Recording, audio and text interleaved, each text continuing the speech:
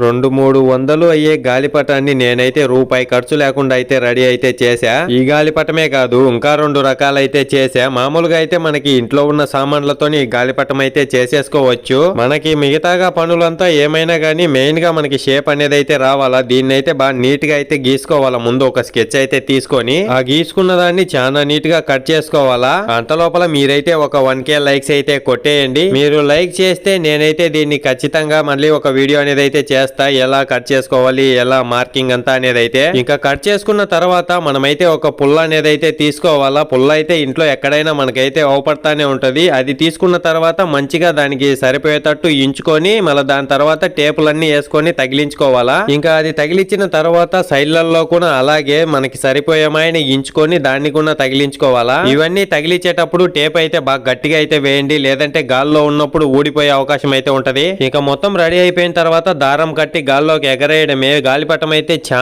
చాలా బాగా అయితే వచ్చేసింది. మీరైతే ఒక లైక్ ఒక సబ్స్క్రైబ్ చేసేసుకొని ఒక 1K అయితే పూర్తిగా కొట్టేయండి. నేనైతే ఫుల్ వీడియో అనేది అయితే చేస్తా 2 రకాలతో కలిపి.